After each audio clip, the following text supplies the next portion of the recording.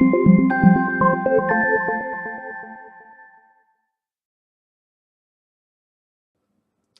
Jewish Mom. So I want to tell you about a story that I heard last night. I attended a farbrengen in honor of Yud Chet Kislev, which is like a Hasidic holiday. So I ran into an old friend of mine named Ayelet Oren. She's a Chabadnik, and she and her husband have a Chabad house in downtown Jerusalem.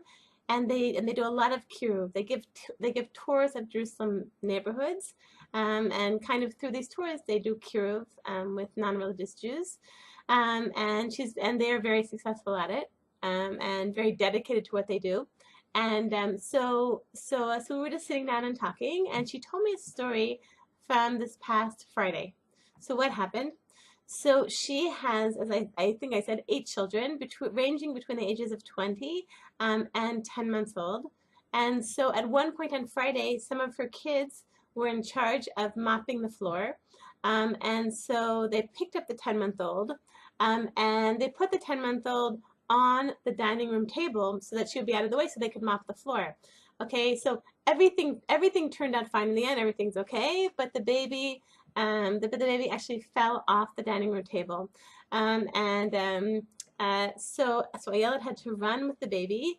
Erev Shabbat, Friday, with everything she had to do. She had to run to Terem, which is like an emergency room. It's like an Israeli emergency room, and she had to and she spent 3 hours there with the baby, and she was so angry. She was so angry at her kids, at the kids who did this. It was so stupid. Why did they do that? Okay, but then she had a thought. She had like a realization. She thought, I'm a person. I work in Kiruv. She said, and I am always amazed to see a Jewish neshama, to see like the power of the Jew and the holiness and the sanctity of the Jewish neshama, like the potential of every Jewish neshama.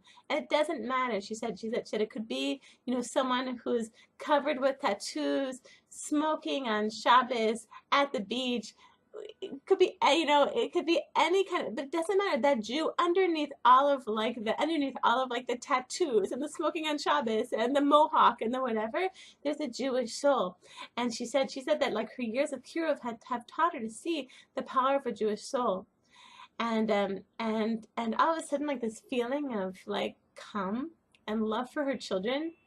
She thought, if I can feel love for that Jew smoking on the beach on Shabbos and covered with tattoos with a mohawk, you know, and I can't feel love for my own children who made a mistake, my own children who definitely have a Jewish soul. So yesterday at the Farbrengen, the speaker, so she quoted a story about the Lubavitcher Rebbe, and she said that once there was a mother, and she's a woman who had waited many years to have a child of her own, and so she finally had a child, and she comes to the Rebbe. She's waiting in line for dollars, and she comes to the Rebbe, and she is crying, and her baby is crying, and she's when she gets to the Rebbe, she said, I know I davened for this baby for so many years, and thank you so much for all of your brachos to have this baby. But I have to tell you, this baby has been crying nonstop. Ever since he was born. Nonstop crying. I'm losing it. I'm crying with the baby. I can't stand it anymore. I'm going crazy. I can't take it anymore. And the Rebbe said to her, he said, when your baby cries, you should remember that in this little heart of this little baby is a little bit of Hakadosh Baruch Hu. And that she said, and that should make it a little bit easier.